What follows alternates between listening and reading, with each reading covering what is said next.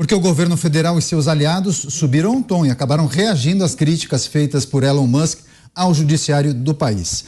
O empresário ameaçou desrespeitar as determinações da corte e os ministros do primeiro escalão disseram que o Brasil é um país soberano e não vai permitir que ninguém afronte a nossa pátria. Já outros integrantes do governo e parlamentares aproveitaram o momento para defender a análise da urgência da regulamentação das redes sociais. Segundo eles, a ideia é evitar que qualquer pessoa que more no exterior viole o Estado democrático de direito, descumpra ordens judiciais e ameace as autoridades. Vou começar essa com o Cristiano Beraldo. Beraldo, quando essas notícias vieram à tona no fim de semana, pensei com os meus botões.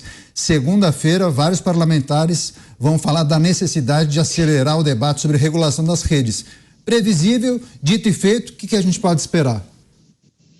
Pode esperar que o Brasil vai passar vergonha, porque essas pessoas, né, eu já falei isso várias vezes aqui, a gente está falando de pessoas com um pensamento absolutamente analógicos, que estão querendo se proteger do dinamismo das redes sociais com censura. Isso é ridículo, absurdo. Não há absolutamente nenhum risco ao Estado democrático de direito no Brasil quando o Elon Musk ou vários outros que endossaram o que Elon Musk falou, seja nos Estados Unidos, seja em outro país, isso não afeta o Estado democrático de direito. Eles têm o direito de ter opinião sobre qualquer coisa. E aí eu pergunto a vocês, quantos usuários o Twitter tem no Brasil? Somos 215 milhões de brasileiros. Vocês acham que o Twitter é a grande rede de comunicação em plataforma digital no Brasil? Não é. Não é. Isso aí é simplesmente uma bandeira que está sendo usada de bandeira política. E a minha crítica vai no sentido de que estamos vendo coisas acontecerem que não são razoáveis. O Supremo Tribunal Federal não tem nenhuma razão para reagir da forma que está reagindo, como se tivesse institucionalmente sido atacado e tal. Quer dizer, se foi descumprida alguma lei, se ele praticou alguma declaração leviana, alguma acusação infundada, há instrumentos legais para se usar contra essa pessoa que fez as tais afirmações. Então, se entre com uma ação contra Elon Musk lá em Brasília e veja, convoque ele para comparecer lá no dia do seu ouvido e tal, para ver se funciona. Só que para que gastar tempo, energia e expor ao Brasil da forma que o Brasil está sendo exposto diante de uma situação inócua? Se o Twitter no Brasil descumpriu alguma legislação, que então se tomem medidas judiciais cabíveis contra o Twitter. Mas é isso, não adianta nós ficarmos diante de uma situação dessa com esse raciocínio analógico, com essas decisões analógicas, consultar a Anatel sobre tirar o Twitter no ar no Brasil. Para que isso? Isso não vai resolver absolutamente nada, porque a opinião das pessoas não vai mudar. E aí vão se acumulando circunstâncias e ocasiões. Esse é o mais grave.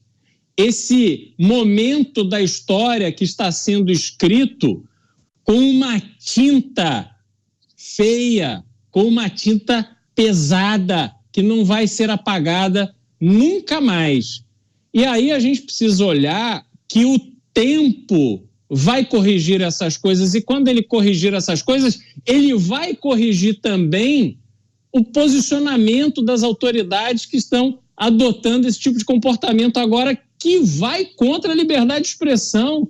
Então, vão regular as redes sociais no sentido de censurar a liberdade de expressão das pessoas, dos brasileiros.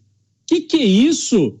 Aonde estamos? Que país é esse que está sendo construído? O que passa na cabeça dessas pessoas?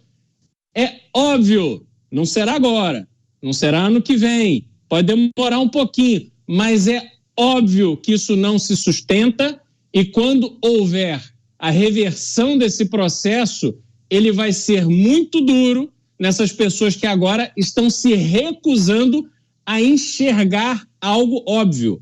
O trem está vindo, está piscando a luz, está buzinando. E essas pessoas parecem que estão atravessadas no meio do trilho, mexendo no rádio, completamente distraídas. Não adianta ir contra o trem. Você tem que ir em conjunto com o trem. Conduzir, ajudar na condução do processo para que ele seja benéfico. O que eles vão ter de resultado a partir das decisões e das posturas tomadas agora, tenham certeza, será muito ruim e totalmente contrário ao que eles imaginam. As declarações e críticas do empresário Elon Musk, também a manifestação de parlamentares da situação, da base governista, defendendo o aceleramento na apreciação daquele projeto de lei que pretende regular as redes sociais. Você, Mota, você acha que diante da temperatura lá em cima, o parlamento vai deixar essa pauta de lado nesse momento? Afinal, debater isso com a temperatura lá em cima muitas vezes pode contaminar o debate, inclusive, né? Eu sou a favor de que, eu sou da opinião, Caniato, que é justamente quando a temperatura está lá em cima que você tem que debater mesmo, porque quando esfria todo mundo esquece, tira 15 dias de recesso, né? Vem outras pautas aí que tomam, né? Daqui a pouco vai se voltar de novo a falar da liberação da maconha. Tem algumas coisas que eu queria pontuar. Primeiro, se o Elon Musk violou alguma lei, é preciso saber que lei ele violou, qual é a lei, preciso do número da lei para dizer, ele violou essa lei, essa é a primeira coisa. Segunda, essa história de violação de soberania me lembra que toda vez que a ditadura cubana é criticada no exterior, o que os cubanos, né, os companheiros cubanos dizem? Estão violando a soberania cubana. Tá? E a terceira coisa que eu queria falar, eu percebi nas redes sociais que a principal ofensa usada pela turma progressista contra Elon Musk foi a palavra bilionário. É um bilionário, como se bilionário fosse uma ofensa pesada, e aí você fica até com a impressão de que essa turma progressista não gosta de bilionário. Não é verdade. Tem um bilionário, Jorge Soros, que os progressistas amam.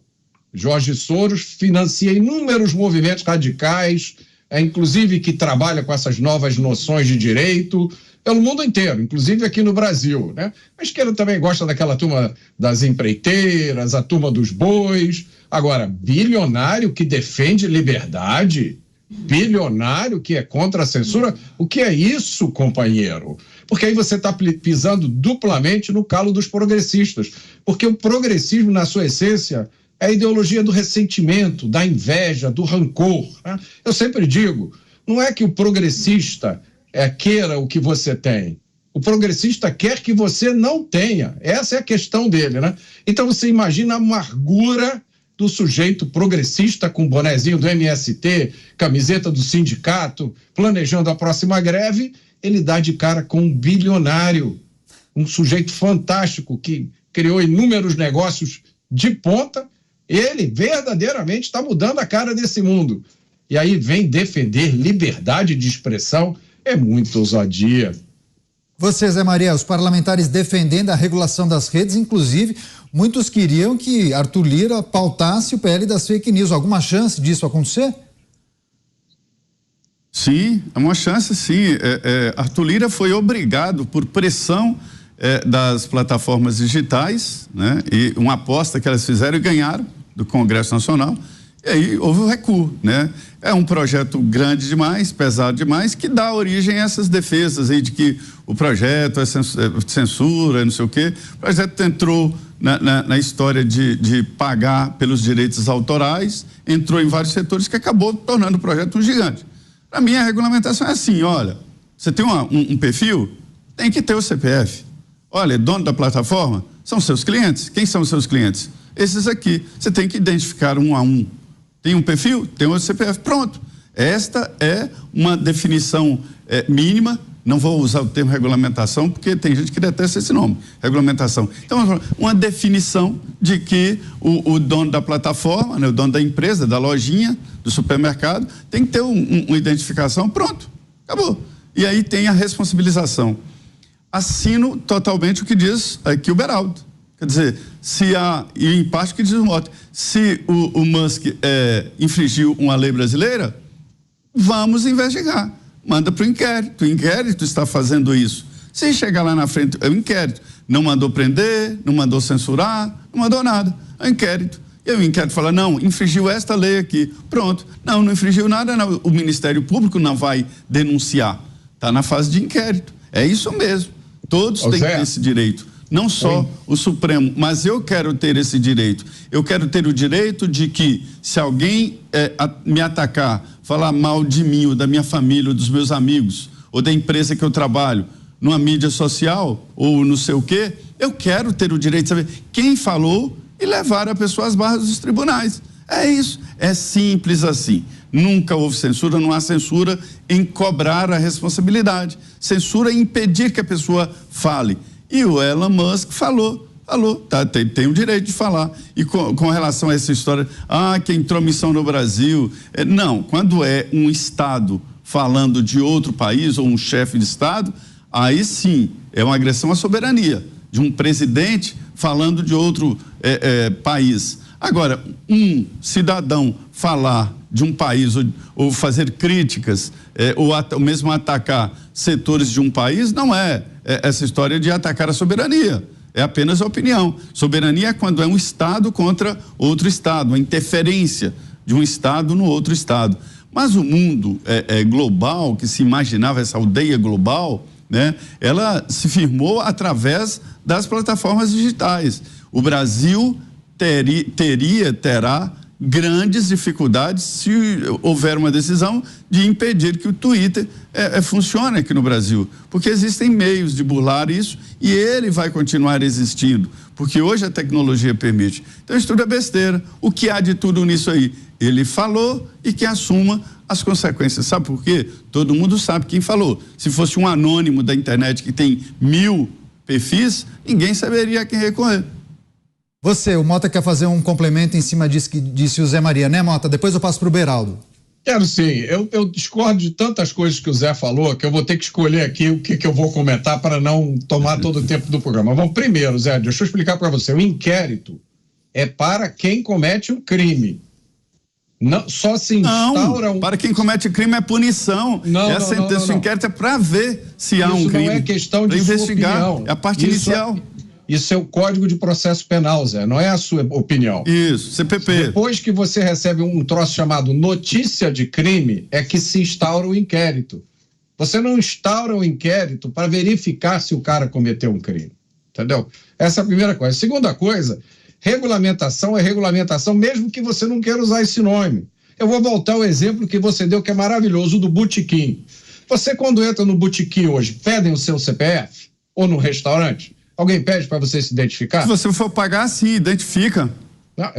Você está respondendo de novo a pergunta que eu não fiz. Então, vou responder para você. Ninguém pede a sua identificação quando você entra no botequim. Então, entramos eu, você e o Beraldo no botequim, está lá cada um tomando a sua cerveja, aí você me ofende. Aí eu vou reclamar com o dono do botequim?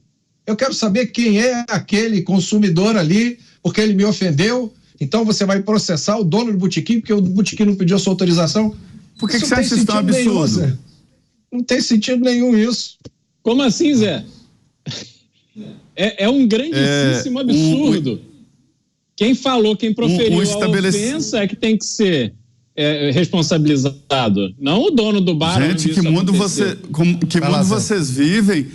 Você, quando entra no estabelecimento, o estabelecimento tem que garantir a sua segurança. Nessa semana aqui houve, por exemplo, fechamento de casa, onde houve estupro coletivo. Foi o dono do estabelecimento que estuprou? Não. Foi o estabelecimento? Não. Mas ele tem que fornecer segurança. Não tem nada a ver com segurança. Não tem nada a ver com segurança, Zé. Eu vou repetir o exemplo. Estamos nós três no botequim. Eu bebendo, você tomando a sua cervejinha, o Beraldo tomando a dele. Aí você comenta com um amigo seu, olha aquele careca ali, é um idiota, corrupto. Aí eu vou processar o dono do botequim, o dono do restaurante, para ele te identificar, porque a culpa é dele. É a mesma coisa da gente. Você tem que ampliar o seu conceito de violência, isso é violência. Não, isso não é violência. Mas calúnia, injúria e difamação já estão tipificados na lei, Zé. Isso já existe. Isso. Se alguém proferiu uma calúnia, isso é violência. Mas você vai e entra com uma ação contra aquela pessoa que te injuriou, que te difamou. Para que você vai regulamentar a rede social no sentido de responsabilizar a plataforma de um conteúdo promovido por outro. Essa é a beleza da plataforma. A gente tem as pessoas criando conteúdos e compartilhando se quiserem. Você não precisa seguir, você não precisa ler, você não precisa fazer nada, você não precisa repercutir. A vasta maioria das contas no Twitter não deve ter 100 seguidores. Uma vasta maioria. Qual é o dano objetivo? Não, ele foi lá, apontou o dedo, falou, no caso do Mota, falou que é corrupto. Então, você vai atrás dessa pessoa. Você vai acionar a plataforma. E eu concordo com você, Zé. É preciso haver uma regra clara, onde você possa reportar o que houve, você possa reportar aquela ofensa que recebeu e que você consiga entender quais são as medidas tomadas. Eu também não concordo com você que é saudável para a comunicação quando você tem uma plataforma onde as regras são absolutamente desconhecidas. E olha, eu vou citar um caso, Zé. Teve uma cantora brasileira, talvez a mais famosa hoje em dia, não só no Brasil, mas no exterior, muito conhecida pela sexualização que ela faz, que interpreta, fica aí fazendo discurso pró-sexo livre, etc. Ela postou uma foto dela seminua numa plataforma. Não vou nem aqui entrar no mérito. Esta foto teve dezenas de milhares de curtidas. Um outro perfil pegou esta foto publicada na plataforma e fez uma repostagem com uma crítica. Sabe o que aconteceu com essa repostagem? Foi bloqueada porque a plataforma entendeu que havia nudez e erotismo. Mas a foto original era na mesma plataforma. Esse tipo de coisa é absurdo. Censura. Isso é censura que censura. Você não sabe como acontece, porque a regra não está clara. Então eu concordo com você. Mas isso é muito diferente de eu defender que esta mesma plataforma seja responsabilizada quando alguém utiliza dos meios da plataforma para xingar, para ofender, para humilhar, para injuriar. Essa plataforma não tem nada a ver com isso. Beraldo, vai lá, Zé, antes, essa plataforma vou trazer um outro destaque, mas você fecha essa dinâmica aqui, Zé. É que o Beraldo chegou no ponto que eu acho. Primeiro, assim, eu não acho que a regulamentação tem que partir para a censura, que tem que partir para responsabilização de plataformas e nada. Eu acho que tem apenas que identificar o cliente. Segundo, o que essa plataforma fez, Beraldo, se chama editou, né? Ou seja, ela define o conteúdo. Se ela define o conteúdo, ela tem que se responsabilizar pelo conteúdo. É isso. 15 segundos, Beraldo. Não, é que tá, Zé. Neste ponto específico, a foto original era tão erótica quanto a que foi repostada. Por que só vale esse critério para um? Então, isso eu estou dizendo. Eu concordo com você que há muita coisa que precisa ser mais clara nas redes sociais. Entretanto, você querer, que é o que quer o PL 2630, que a plataforma faça uma censura prévia do conteúdo para não ter que pagar pelo conteúdo que eventualmente seja tido como ofensivo, isso é um grande absurdo e será inédito no mundo livre e democrático.